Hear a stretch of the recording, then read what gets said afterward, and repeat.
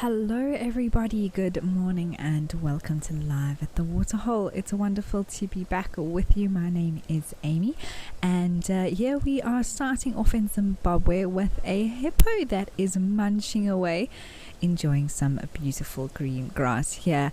This morning it seems like it is quite cool and overcast, which does usually lend itself to hippos being a lot more comfortable in the day out of the water, even having enough energy to do some grazing.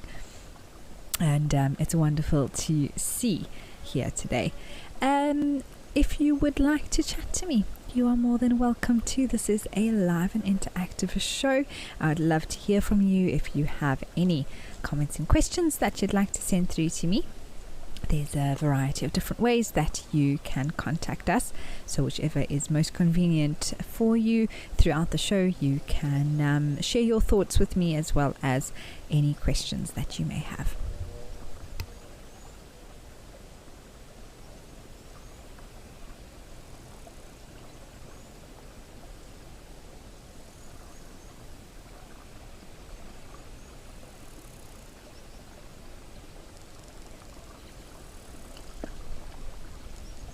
Penelope, hello, good morning. Thank you so much. We are looking forward to wonderful sightings today. There's a few bee eaters flying around that we can see as well, which is always lovely here. And yesterday we had quite a lot of viewing of these hippos in the water. So it's nice to see them out and clearly keeping the grass nice and short. It's like it's been mowed. Anthony, hello to you. Ellie as well. Thank you for joining us today. We hope that you enjoy the show.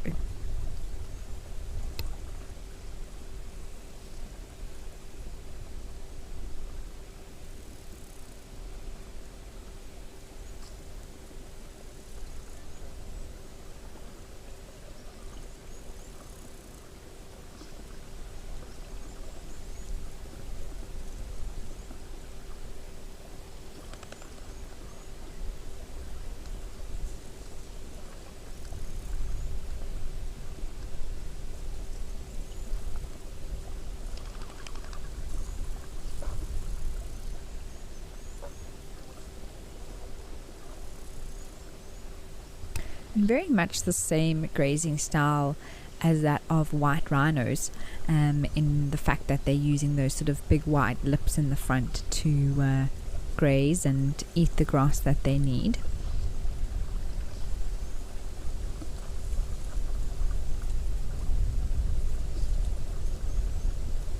Most likely mom and baby here that are out together.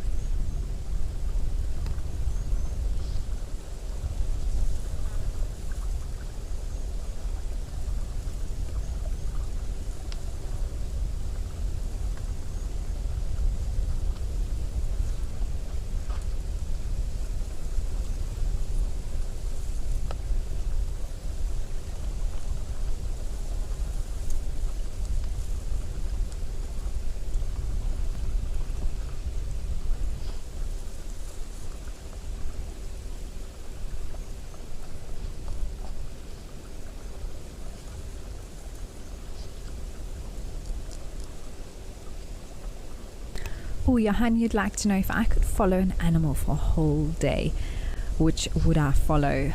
Oh man, it would probably be a leopard just because it's so hard to find them. So if I could just follow them, then I would know exactly where to find them when we wanted to. I think their behavior is also very interesting, where they choose to spend their time, especially when you get into knowing individual leopards and understanding more about their or wanting to know more about certain leopards' routines. For example, I'd love to follow one of the leopards at Sandringham so that we can learn more about their comings and goings in the areas which they hang out. So I think that would be a pretty cool animal to follow.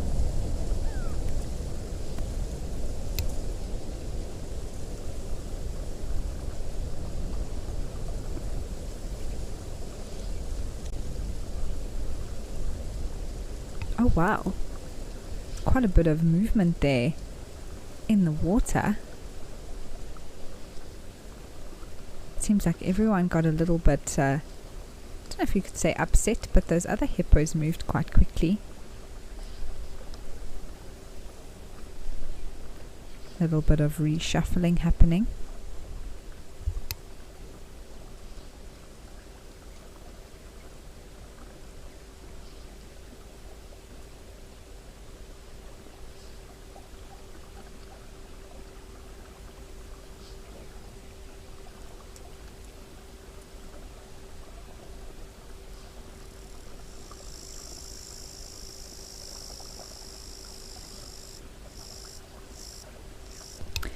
Ganuata, you would like to know what is the difference between a male and female hippo. So they do look very much the same. It's difficult even in the water to be able to tell them apart.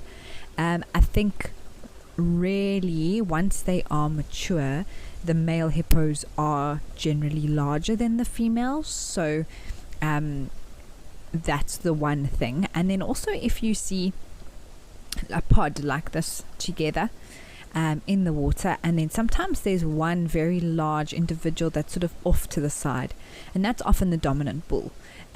He is sort of a little bit separate from the group from what I've seen sometimes, so that's another way to potentially help tell them apart.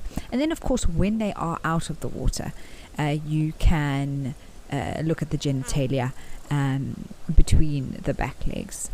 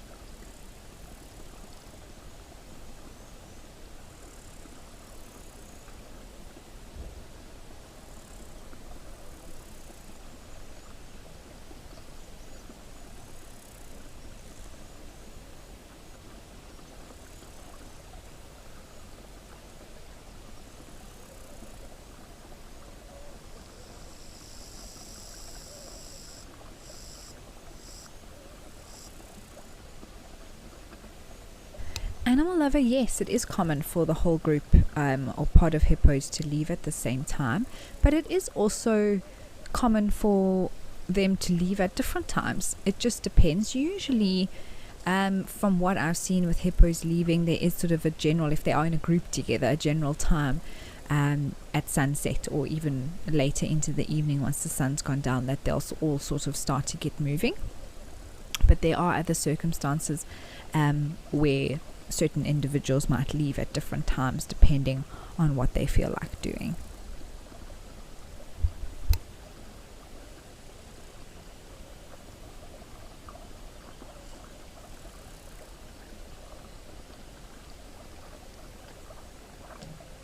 Alright, well from these hippos we are going to head over to Oldonyo and see what's happening there this morning.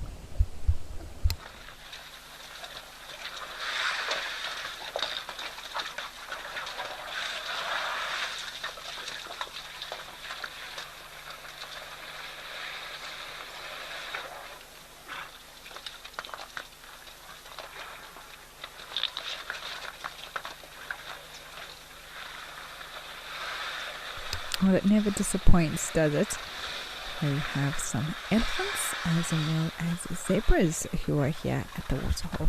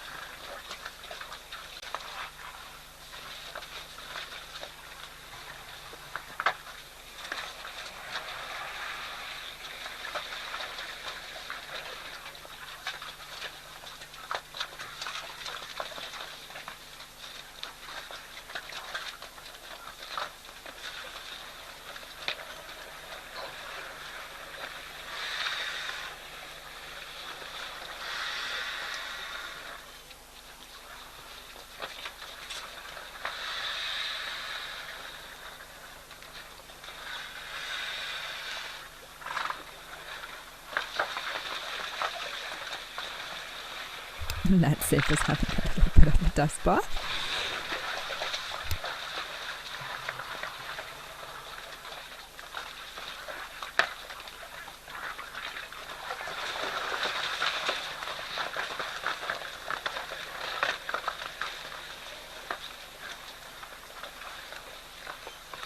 And that of course does affect the coloration. You can see that one's a little bit dirtier now, or at least the white part is.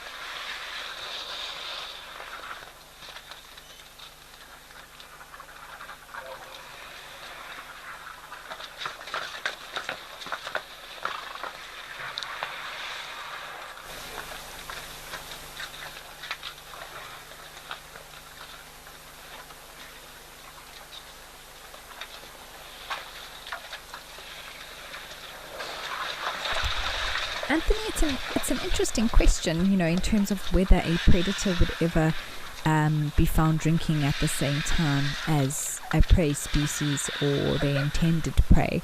I would say most likely not, just because of, especially here at such a small waterhole, that proximity would mean that the prey species is very uncomfortable to be so close to a predator. Again, not to say that's not going to happen. I think there was footage here one evening of, I think it was buffalo and lion or something like that, at the same time, because the buffalo knew that it wasn't in danger. But generally speaking, if you've got, predator and prey in the same vicinity, the prey is going to want to get away from the predator. But should it be a circumstance where the prey is very confident in the fact that the predator is not going to attack them for whatever reason that might be, you can get that scenario. But also at a much larger waterhole or body of water, you could have both predator and prey drinking at the same time.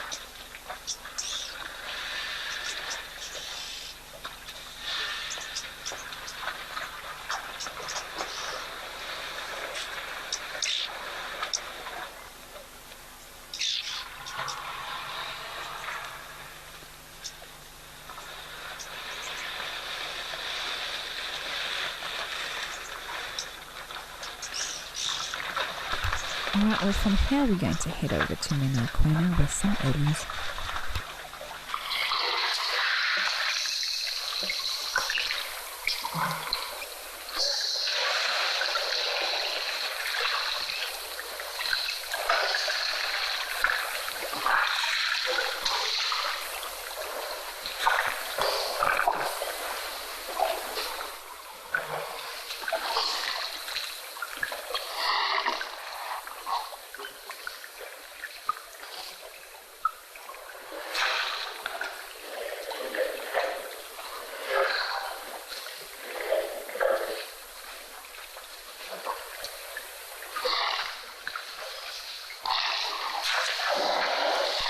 Lovely to see. It looks like a bachelor herd of elephants here together. And the interesting interaction there between the one approaching and the one that moved backwards. That one looks like it might start splashing itself. There we go. Cooling off with some mud.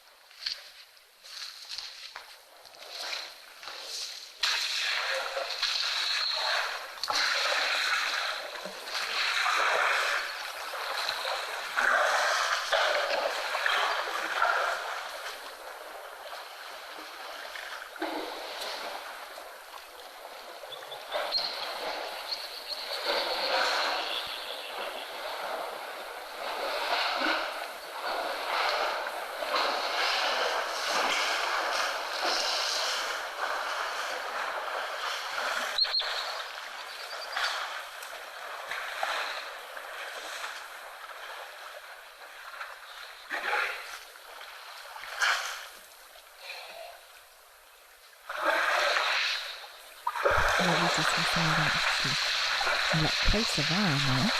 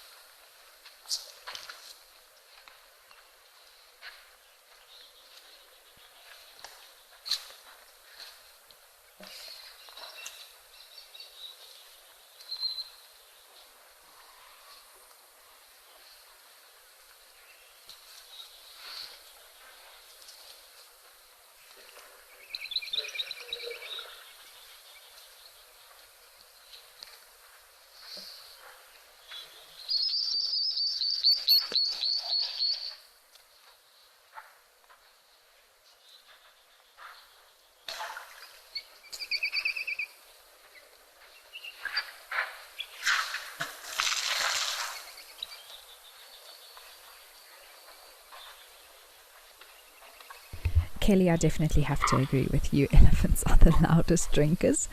It's one of those moments that I absolutely love when we are fortunate enough to sort of have a herd drinking and being able to listen to those beautiful sounds.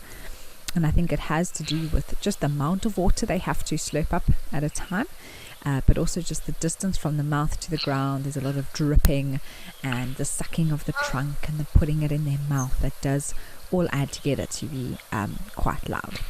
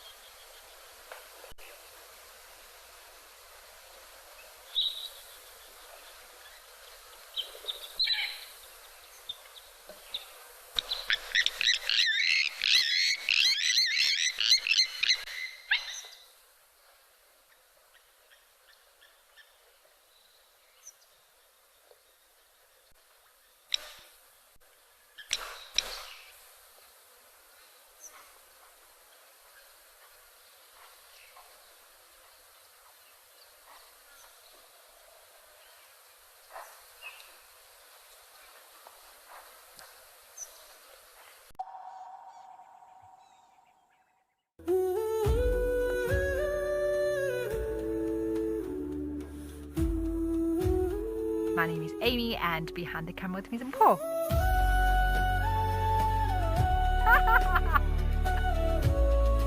And I mean, to be able to share it with all of you, fingers crossed, and I'll make sure I wear my lucky leopard socks as well. The Wild Earth Impact Foundation is a non-profit that uses the power of wildlife storytelling as a force for good. We create sustainable development projects that showcase conservation stories, empower people, and inspire environmental action. As a registered South African PBO, you can make a tax-deductible donation to the Wild Earth Impact Foundation. To find out more, visit our website.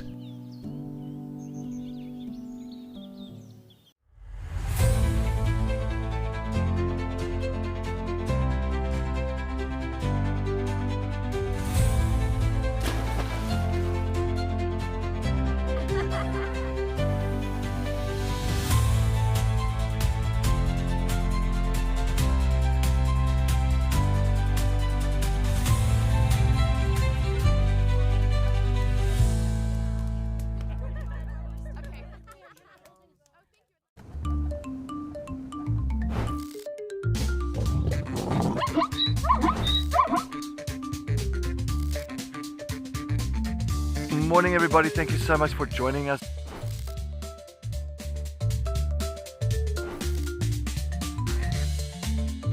Wow, that was amazing everybody.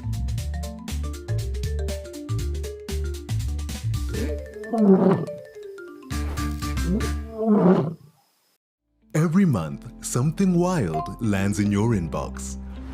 From rare sightings and behind-the-scenes secrets to expert stories, seasonal changes, and exclusive travel opportunities, the Wild Earth Journal is your free monthly mailer, packed with the magic of the wild straight from the field. It's fun, it's free, it's full of surprises. Sign up now on the Wild Earth website.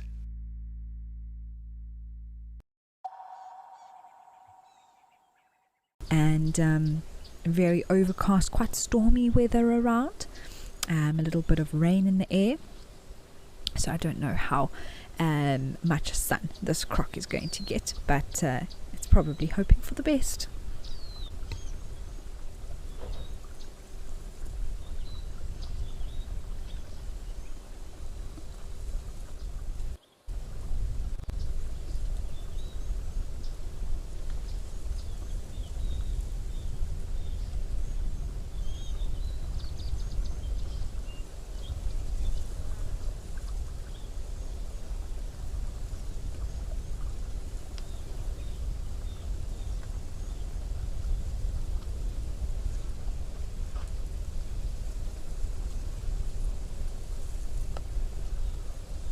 And essentially what that means is that this croc's going to have a pretty easy day. Not going to be moving too much, not wanting to expend too much energy, because they are reliant on the environment for basically heat to be transferred into their body to maintain body warmth and that sort of thing. So on a day where it's cool and overcast, they basically wouldn't say shut down, but they go on sort of a low power mode for the most part. Luckily in the low felt it's never too long before the sun comes out again. I think tomorrow is quite warm.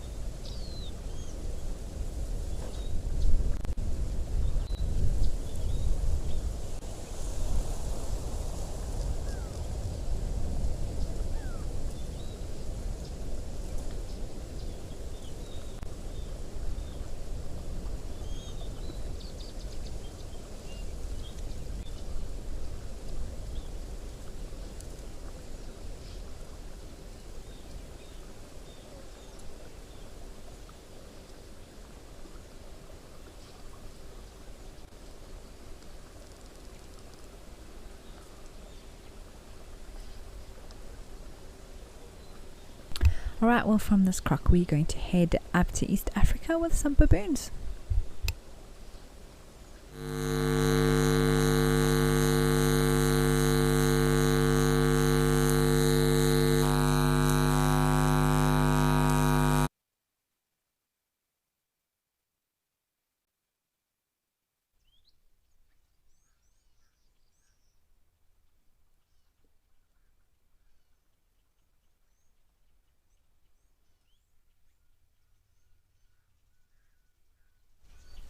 Well, here we are at Tortillas Camp, and we've been seeing, I don't know if it's the exact same troop, but we've been seeing baboons here almost every day coming through, and the two on the right there are having a proper little grooming session.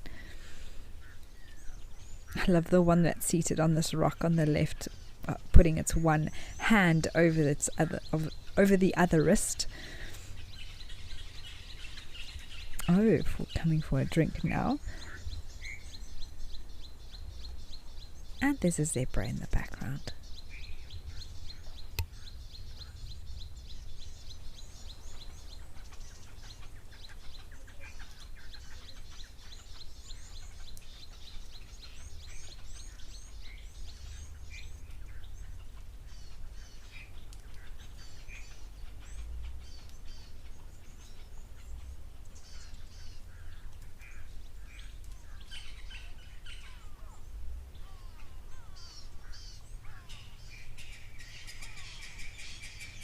Hi Liz, you'd like to know if baboons can swim. So I believe that they can. I haven't heard that they can't. I don't think that swimming is necessarily their strongest ability.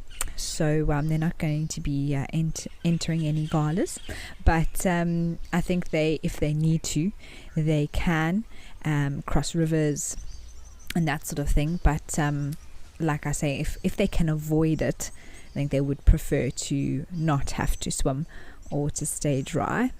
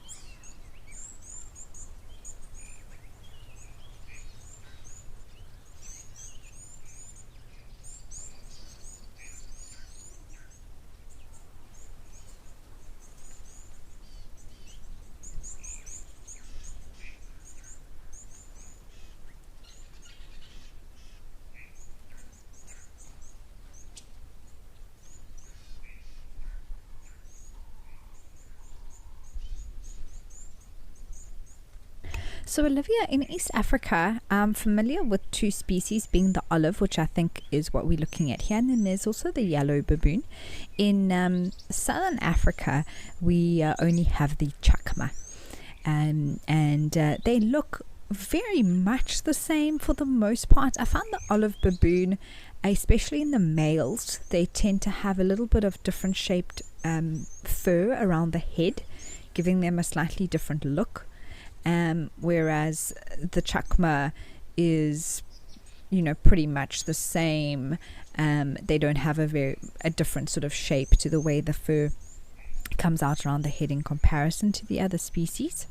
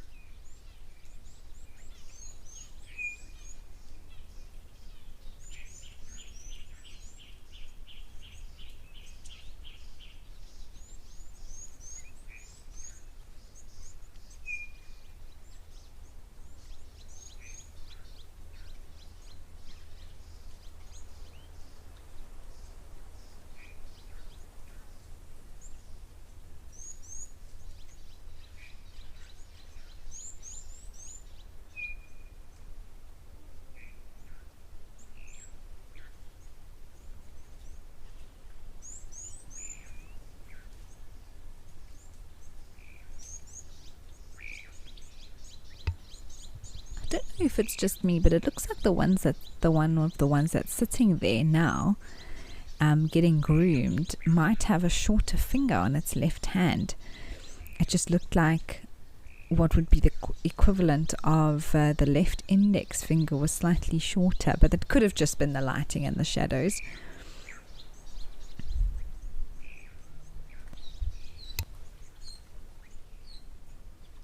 Yeah, Ellie, I agree with you. One of my favorite sightings is to find a relaxed troop of baboons on drive, and you can sort of just park, and when they walk in the road, and then they'll stop and groom each other right next to the vehicle, or start playing in the trees or the branches, and it is wonderful and very entertaining to watch.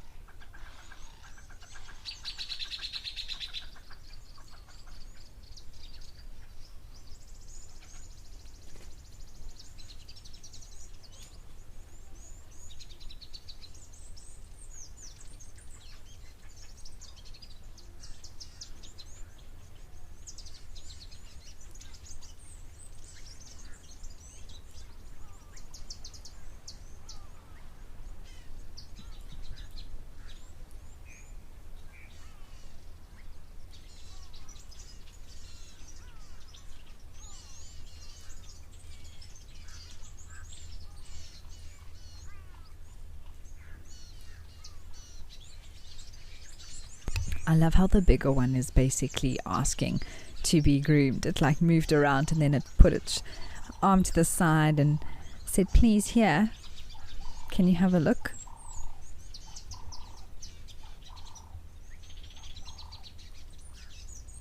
Ah, Ellie, of course, the baby baboons are so adorable. And now it's a time for exchange. Now it's time for the smaller one to be groomed. They just look like they do a really good job in terms of the way that they comb through the fur, really looking for anything small that they can pick out.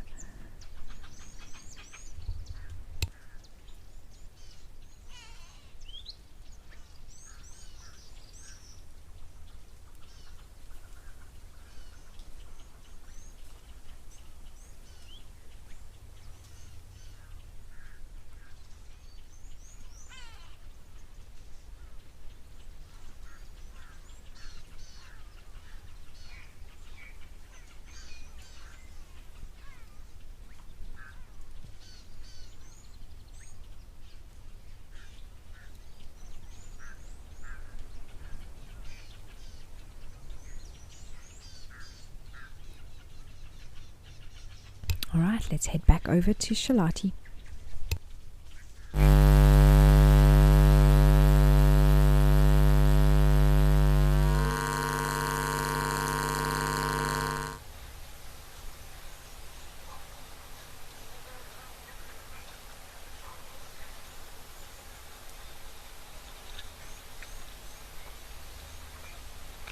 Well, I did say we often see buffalo here.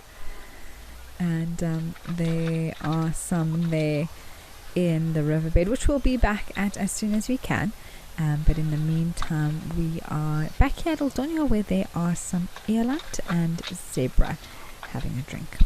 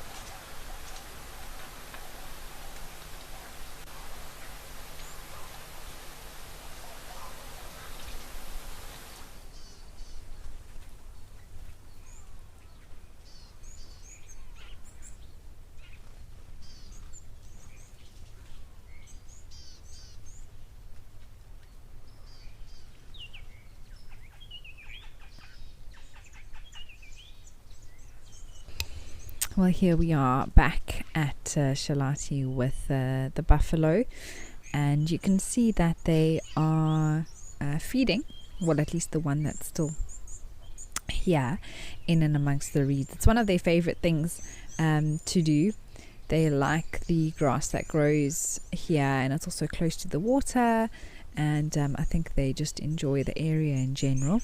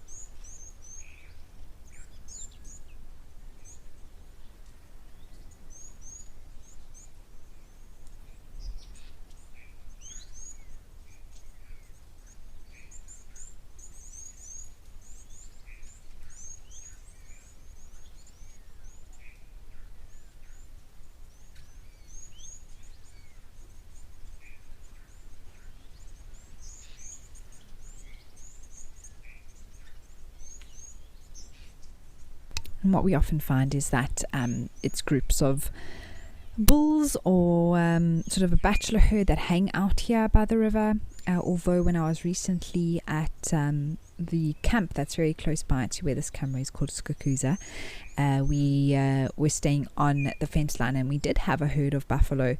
The females, their offspring, and a few males come by grazing in the evening, so they are able to move around in the area. Just generally speaking, the sightings that we have here are often of bulls that are grazing or have come to sort of lie in the river.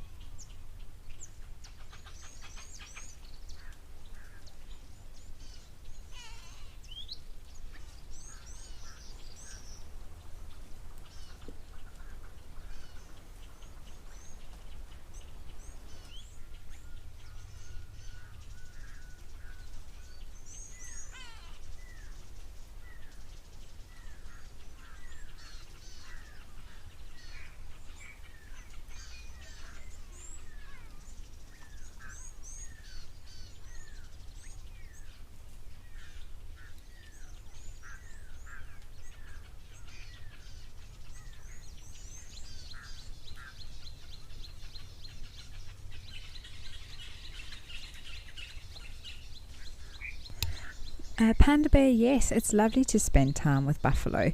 We don't always see them in every show, so when they are around, it is nice to just enjoy viewing them doing their thing.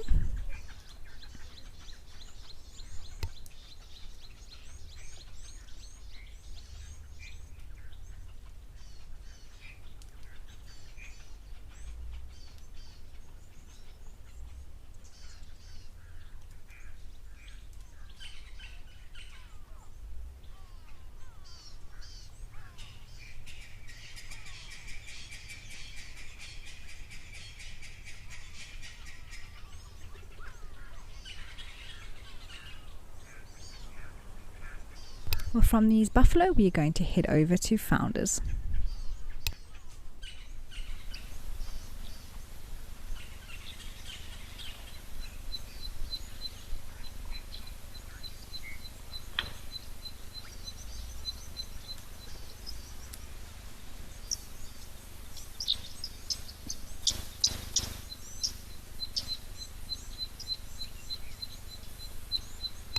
Well, we have been spoilt with rhino sightings here over the last few days at Founders, and clearly today is no exception, although you may mistake that for a rock or a termite mound.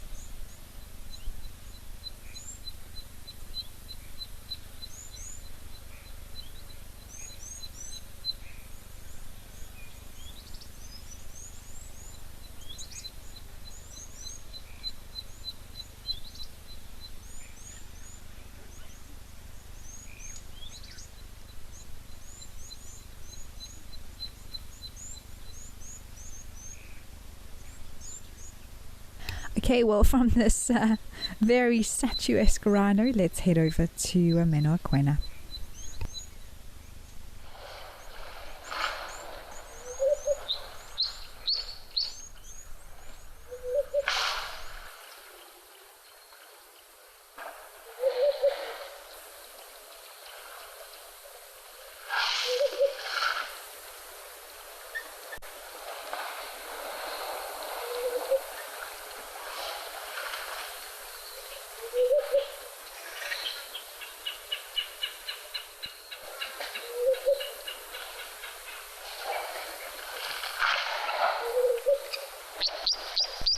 Well, this is beautiful. We've got all the colors and the sounds as well, and an elephant that's throwing some ground on itself. You can see the coloration there.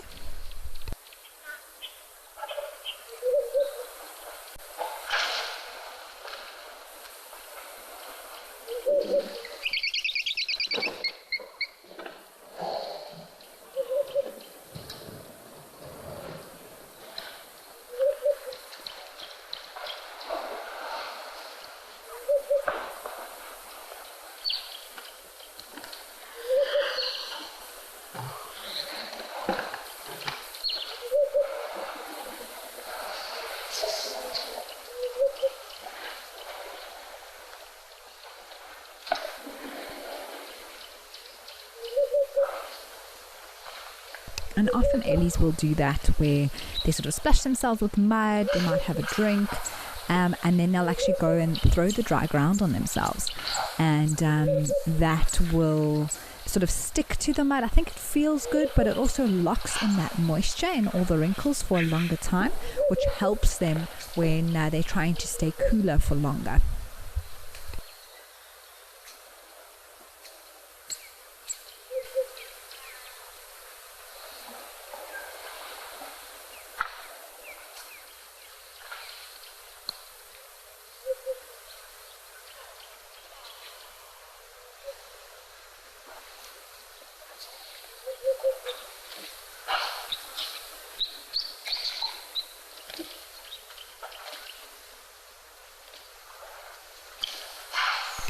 Well, from these ellies here, let's head over to a rather big bird at Tortoise.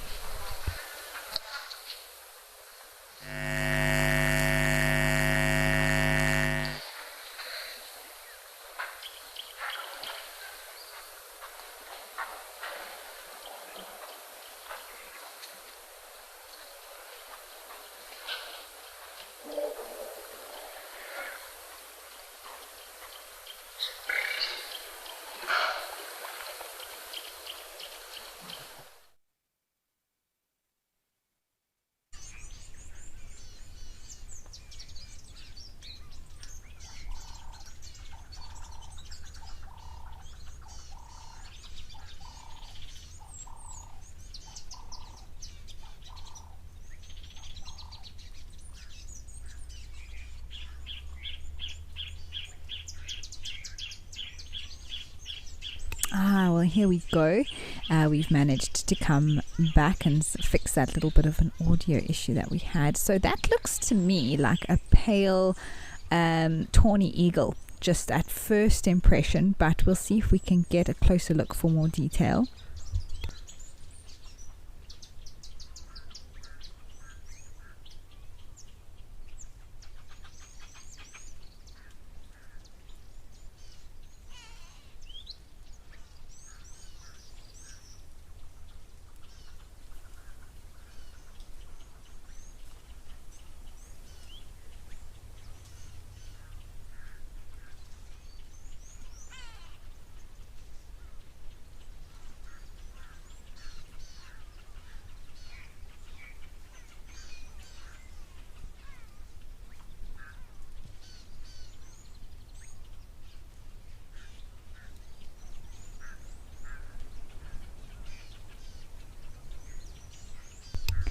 Yeah, Ellie, I think it's a tawny. It did give that general impression. The only other thing it could be, we know we've seen it here before, is the steppe eagle.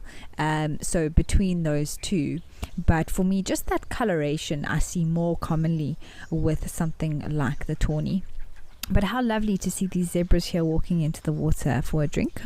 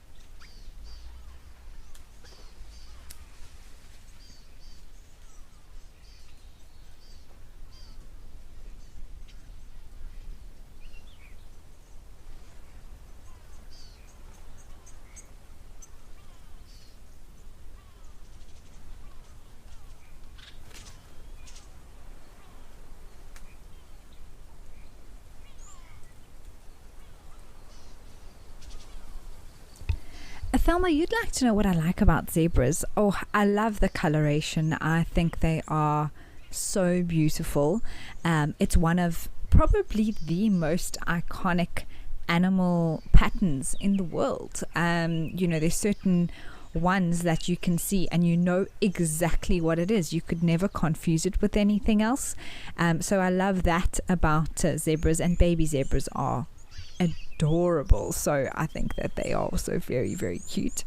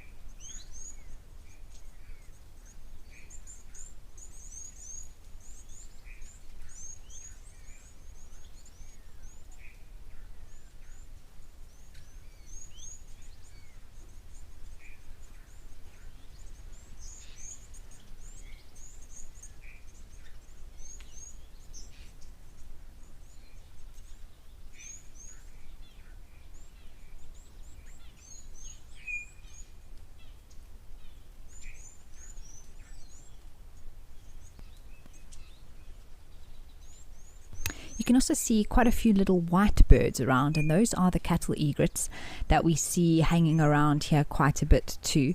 And they'll often follow something like a herd of zebra, waiting for basically insects and things to be disturbed as the herd of animals walks.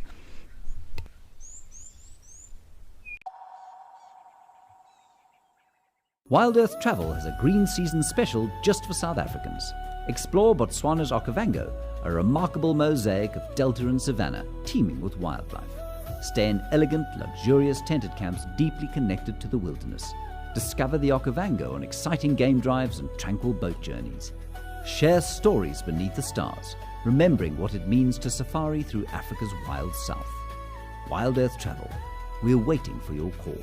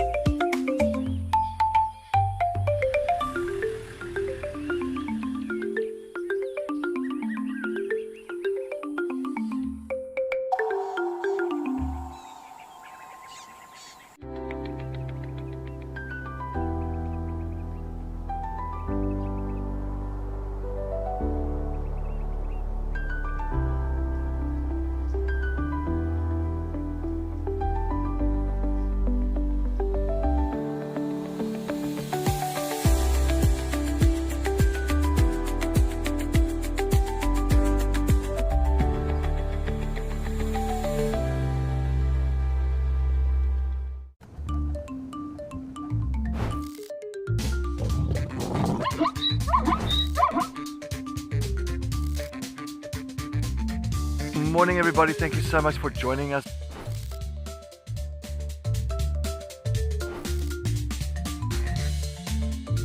Wow, that's amazing, everybody.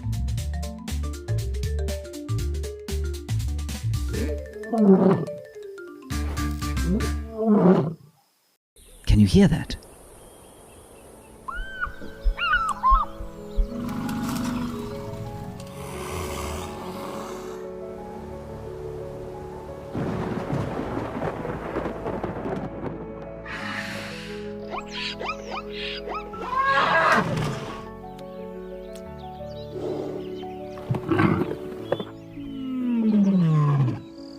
The wild is calling.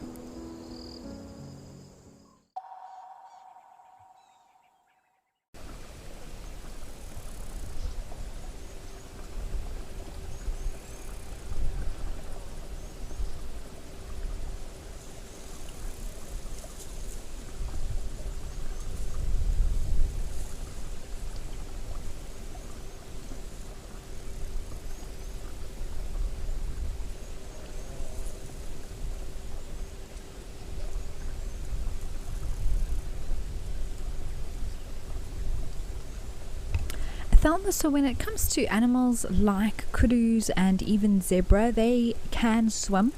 It's actually most mammals have an ability to swim, even if they might not be the strongest.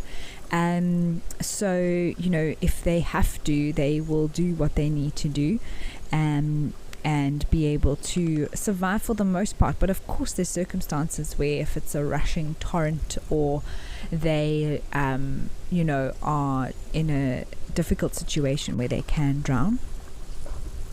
But from these antelope, we are going to head over to some others.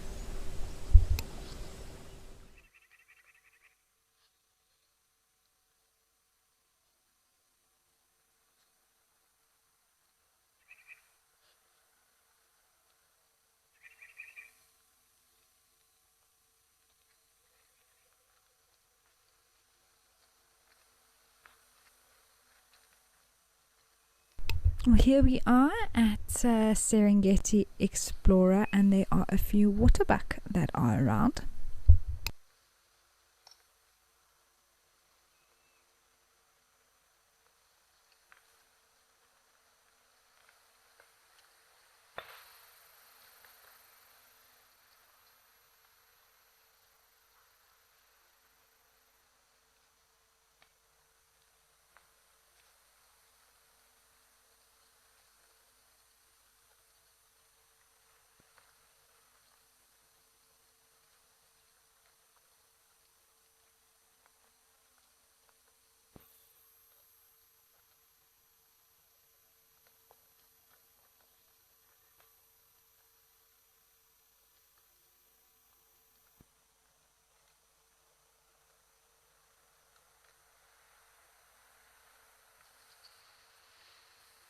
Now this is the Defassa waterbuck. You can see that in comparison to the waterbuck that we see in southern Africa that sort of have the white ring at the backside, these sort of have a white patch that runs sort of behind the tail on the two back legs.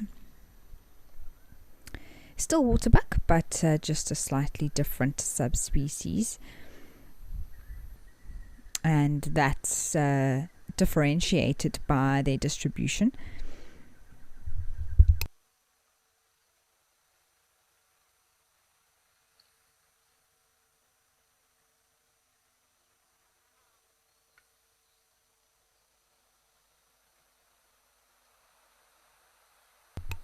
As these waterbuck move off, let's head back over to that raptor at Tortolas.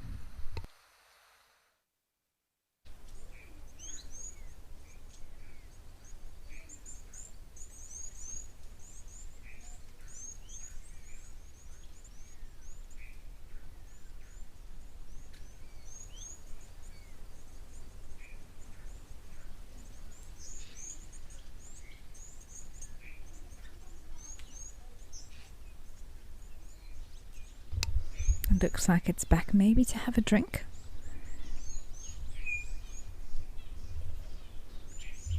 A few impala in the background too.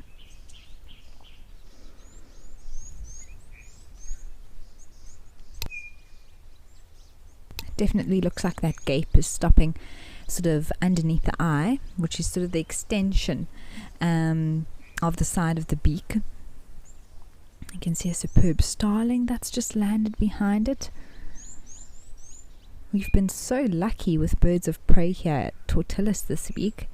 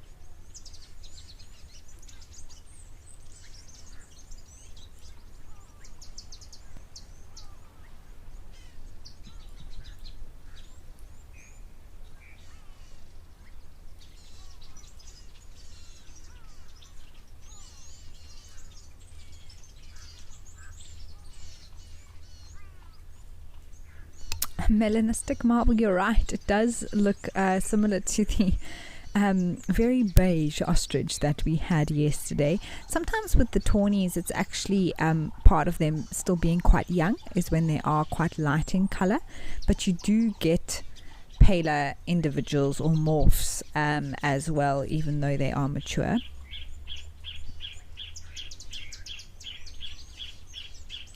Thelma, you'd like to know for how long does an eagle live? So it does vary, and of course the age of birds in captivity compared to birds in the wild vary greatly. Well, animals in general, of course.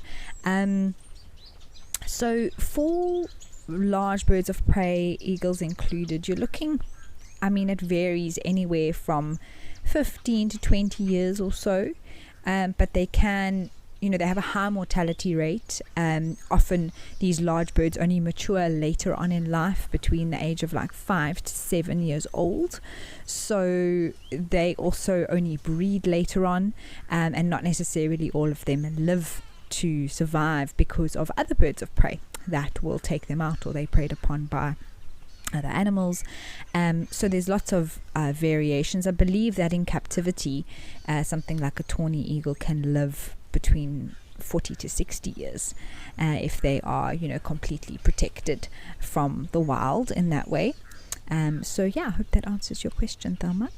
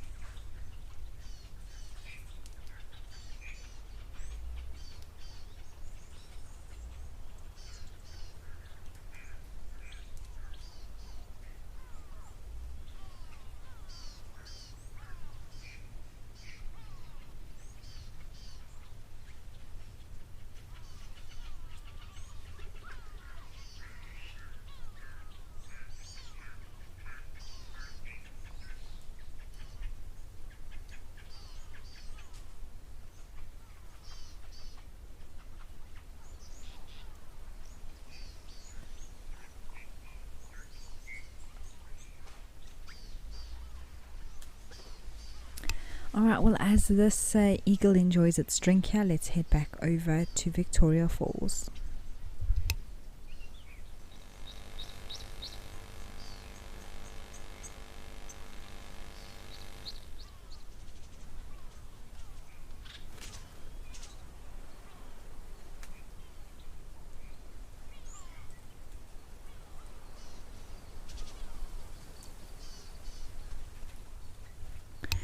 Alright, well, not surprisingly, we have some vultures here, everyone, and they look to be all white-backed from what I can see.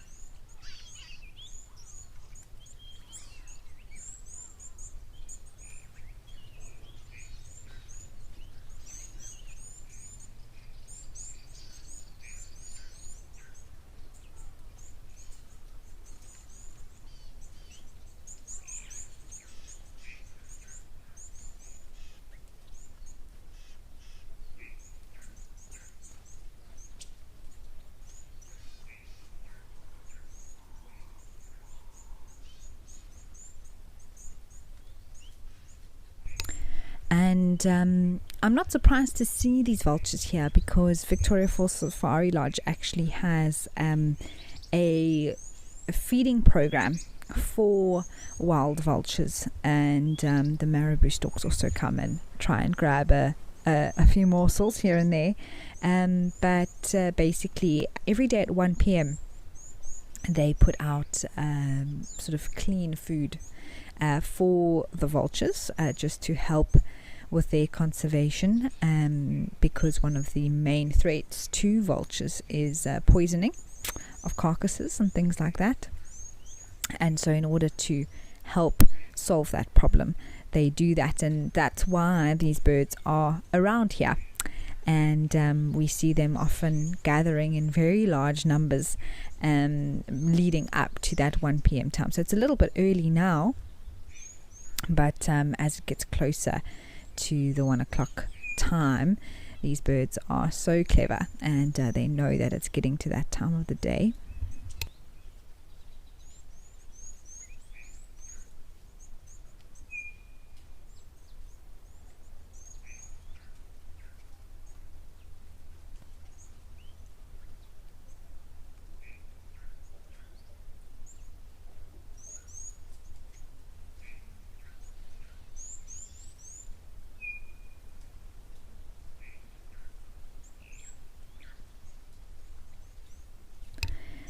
Thelma, yes, I'm very fortunate to say that I have visited Victoria Falls before, and seen it both from the Zambia and the Zimbabwe side.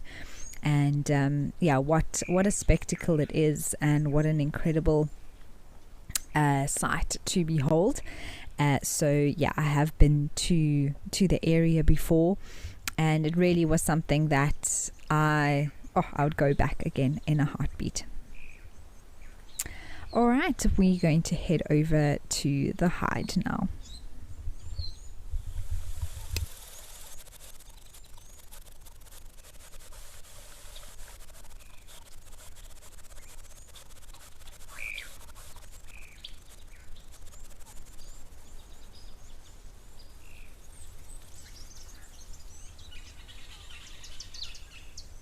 Oh my goodness. Wow, today's the day for birds of prey. These look like two yellow-billed kites. Just based on the fact that that bill is entirely yellow. And I wonder if they're going to have a bit of a water bath.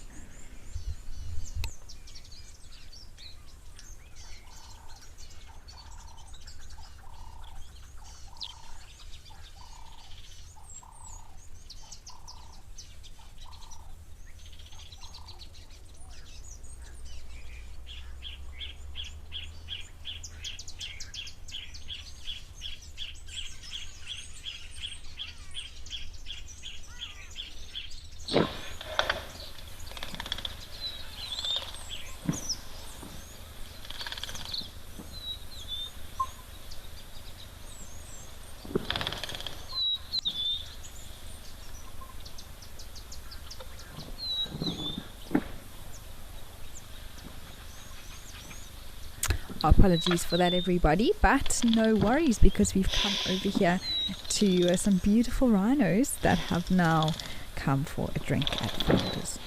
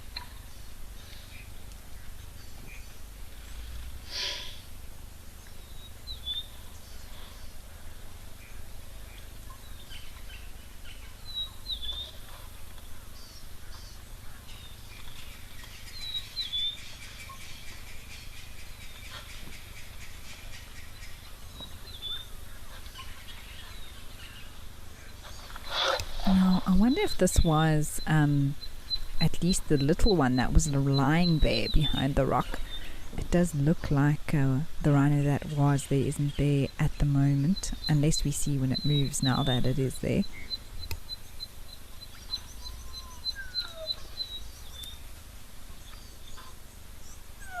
Oh, well, isn't that adorable? A sitting rhino is something quite special, isn't it?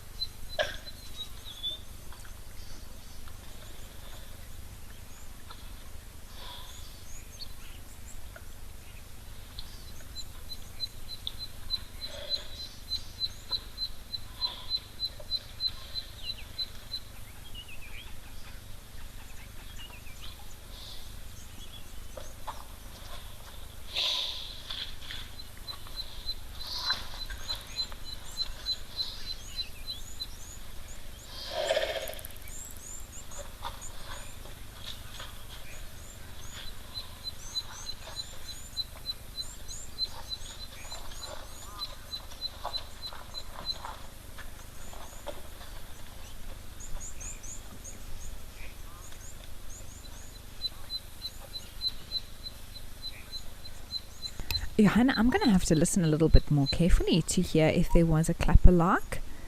I can't say that I heard it, but you never know.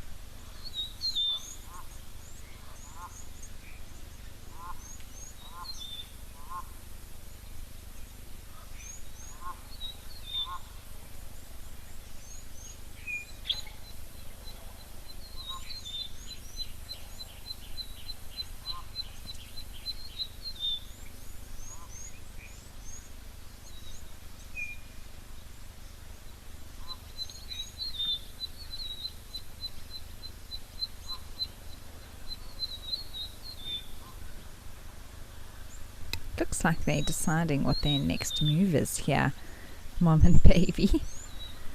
Almost stopped in exactly the same position.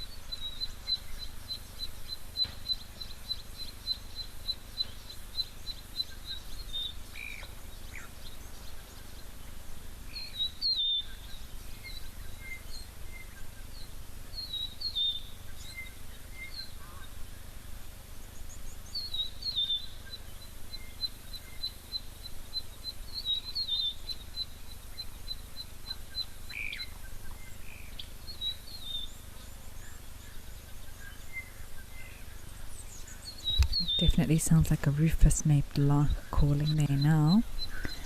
Well, from these rhinos, we're going to head back over to the buffalo at Shalati.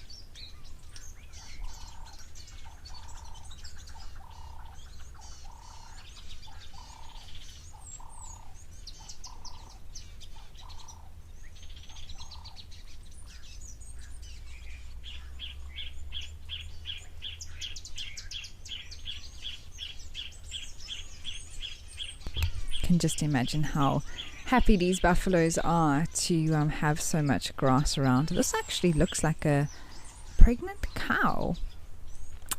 And just by the size of that belly and also those horns, there isn't a big boss on top there. So it does look like maybe there is a herd in the area, which is quite nice.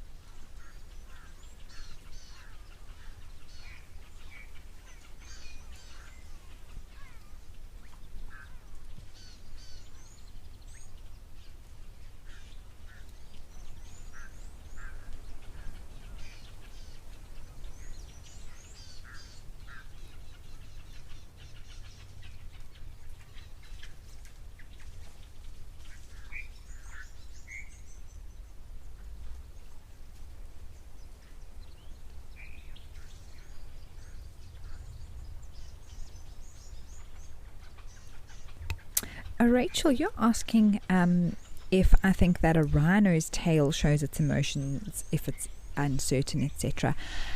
I don't think their tail I would put at the same level of expressiveness as something like an elephant, but it does show, it does indicate signs of emotions or feelings to an extent. So that tail, for me, the most sort of iconic thing that it does is it does this sort of curled up motion, and that can happen when it's defecating or urinating, but also when it gets excited or gets a fright or is uneasy, the sort of the tail goes up. So that's probably the most expression I would say that it gives, other than when it is completely relaxed and that tail being down.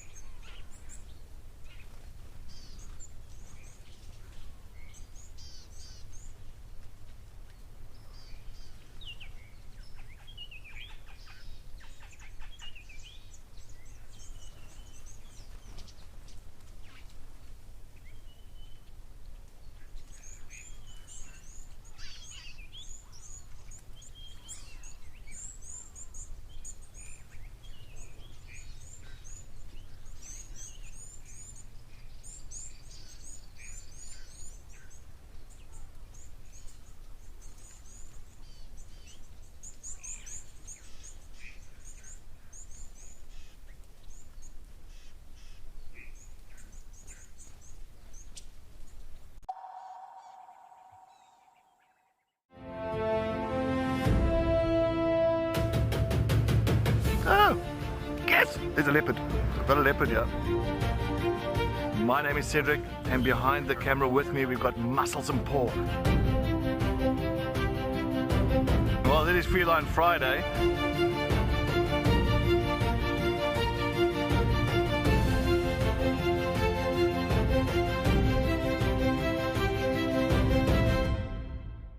At Wild Earth, we believe every story has the power to create change. That's why we've launched the Wild Earth Impact Foundation, a non-profit dedicated to conservation and social impact. By showcasing conservation stories, we can change lives, protect nature, and empower communities. We have partnered with Empowers Africa to accept tax-deductible donations from US donors. Your donation will help fund critical programs that support our mission. Join us and be part of the change.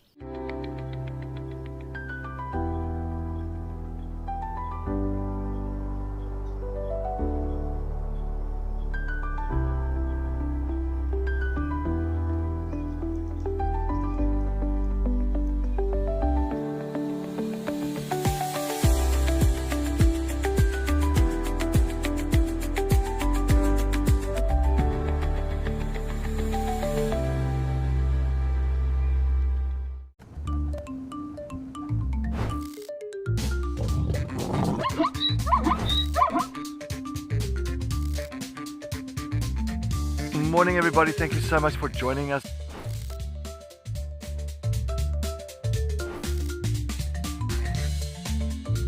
Wow, that was amazing, everybody.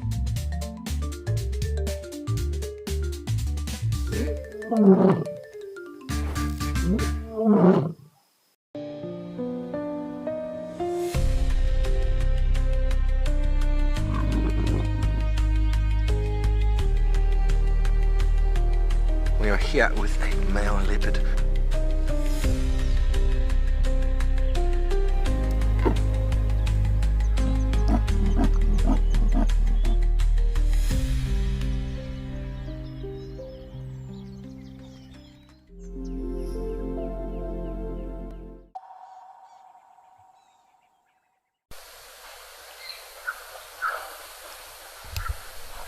Seems like there's a real congregation happening here around the watering point that the bulls sort of lurk around would probably be the word to describe. And as new, more dominant individuals arrive, so some of the others move out the way.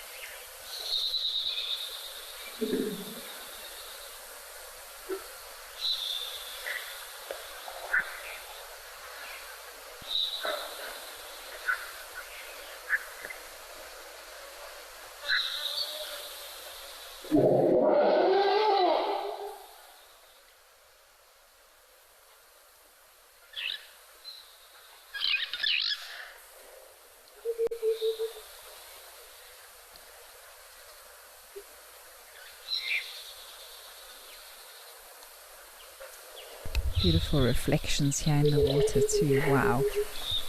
And this elephant that's on the right, when they lift their trunk up like that, you can see how they sort of rest the tip on their forehead, and then the very point sort of faces forward, and that's often when they're wanting to sniff, smell the air, what's ahead of them.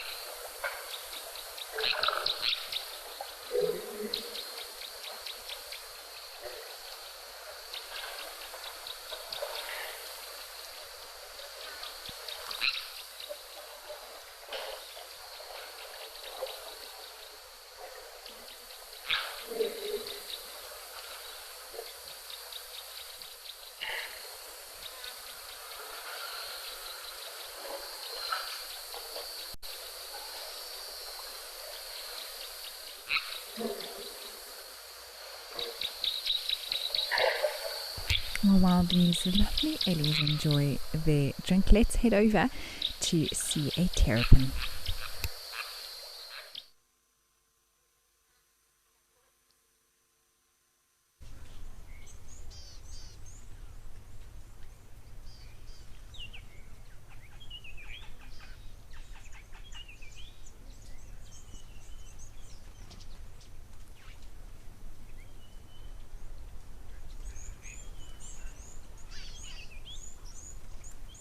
Well, we actually had such a lovely view of a terrapin yesterday at Lentor, and this looks very much like the same. And they're doing its air swimming again there. When it wants to move, it'll often move just like that. And very interesting way of maneuvering these terrapins.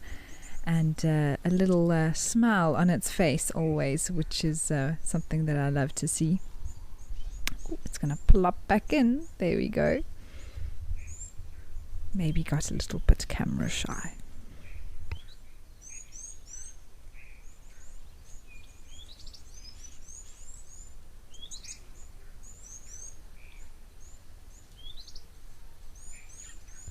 Okay, lovely. Let's head back over to Shalati for some birding.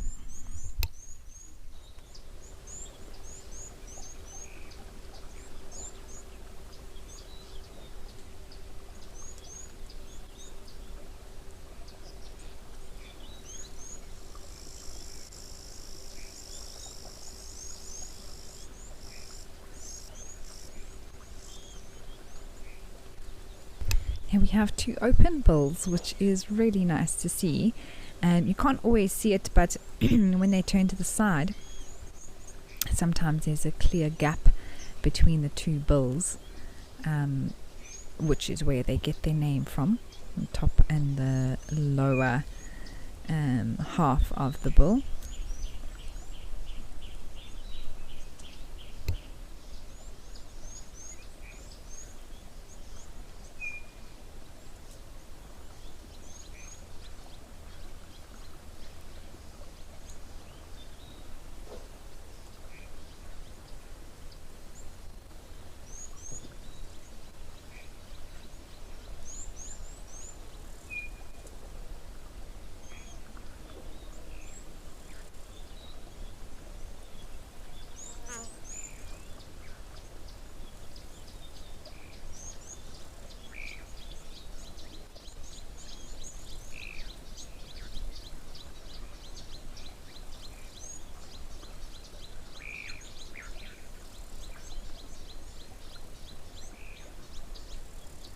Basically, they are digging around, trying to disturb anything aquatic that they can get their beaks on, bills on, to catch.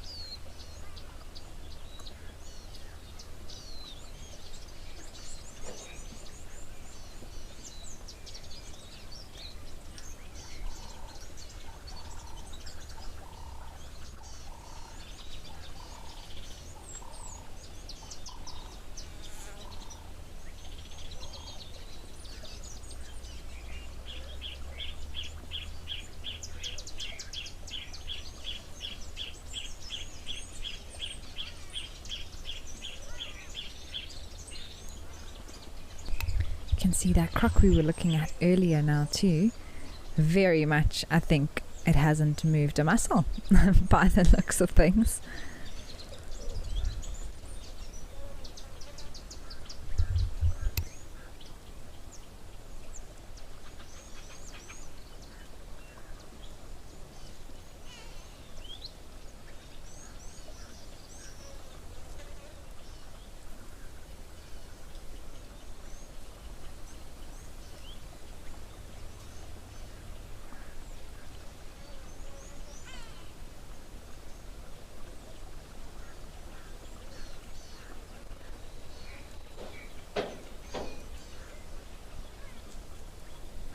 let's head over to Tau in Madikwe.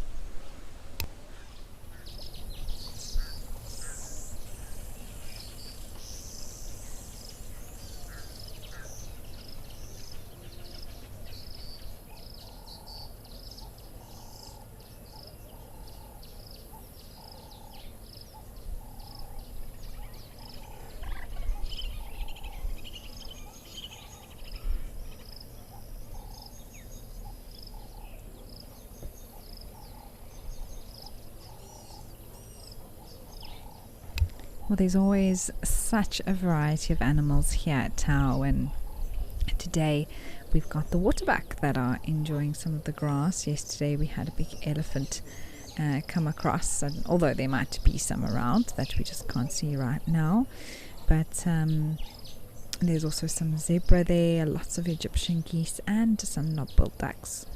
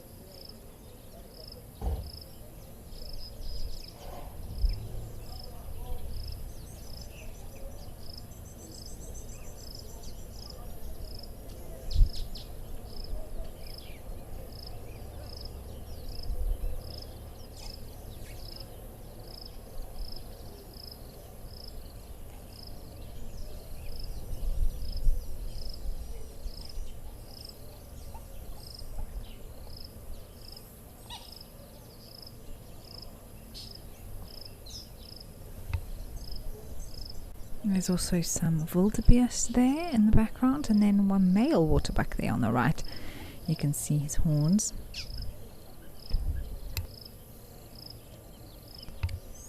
And you can see just to the left of this male waterbuck there is a stump there that's actually got a little bit of an orangey tip, and that is because it's been used by quite a few animals as a rubbing post.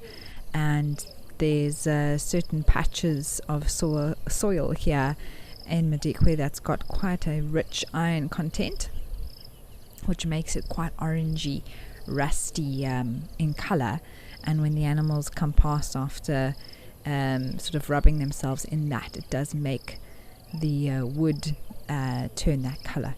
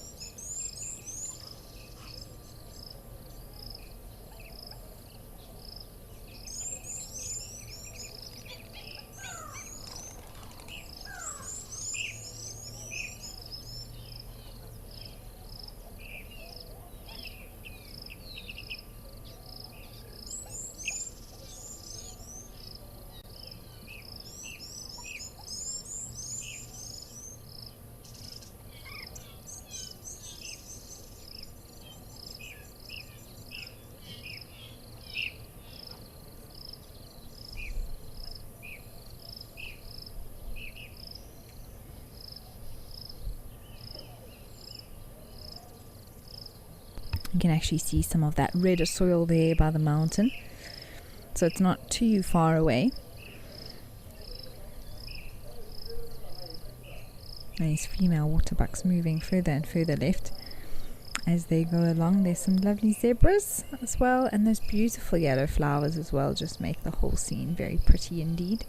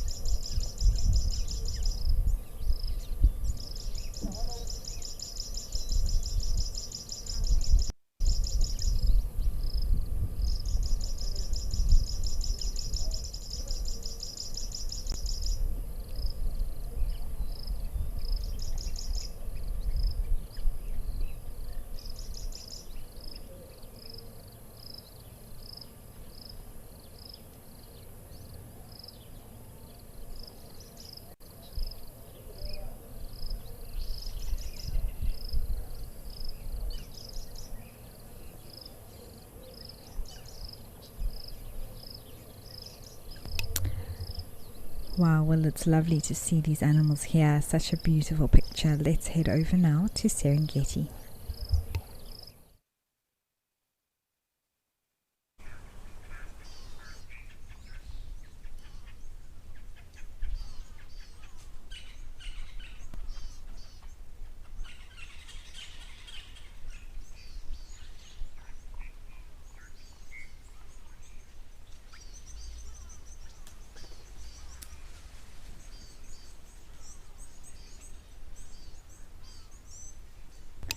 Oh, wonderful. We have got this rock agama here, and we've seen this one a few times. I think it must be the same one because it's in the same spot. And how beautiful is that with its colors, also known as the Spider-Man rock agama, just because of the sort of red and blue.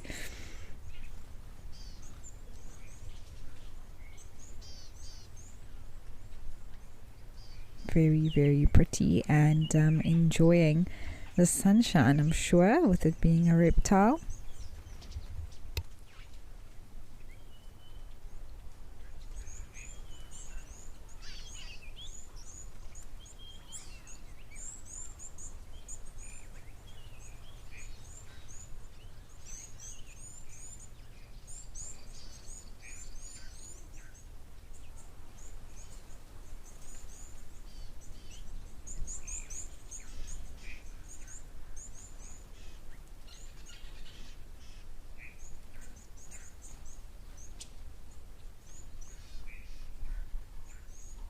Riley agreed. Wow, look at those colors. It's beautiful, isn't it?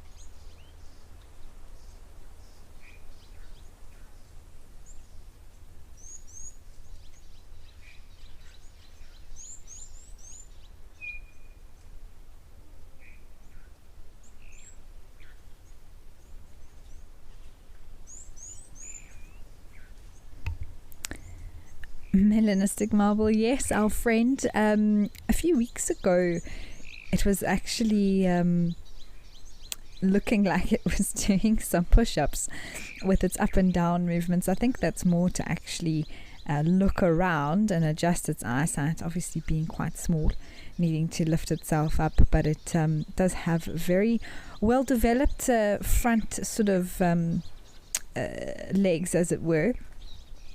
A lot of strength there.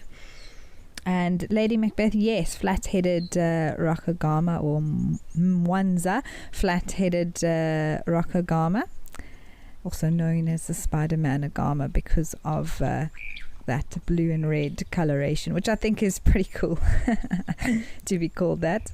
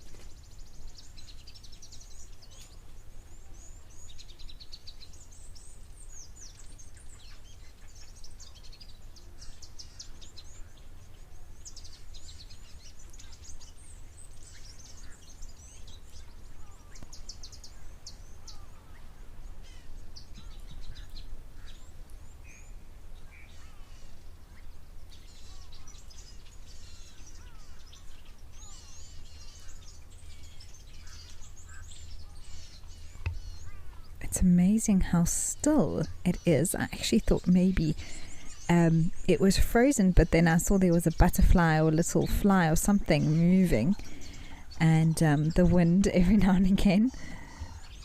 There we go.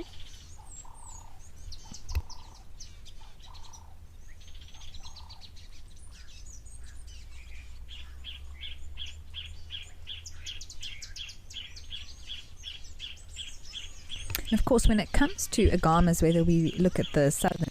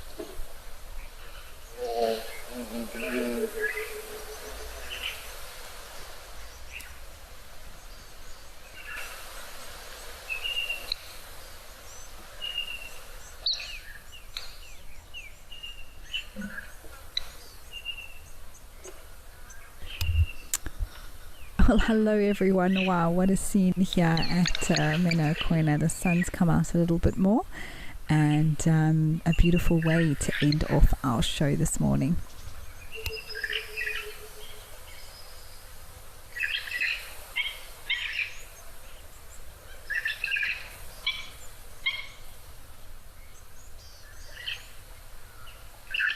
Well, I'm so glad I could be back just to thank you all for joining us this morning, and well into the afternoon now. It's been a wonderful show. Lots of birds of prey and reptiles, which has been a real treat, and I'm looking forward to being back with you for tomorrow's live at the Waterhole once again. But to all of you who sent through comments and questions, we really do appreciate it. Lenny, it was a pleasure. I hope that you enjoyed the show today, and like I say, we're looking forward to tomorrow. You never know what special treats may be in store for us.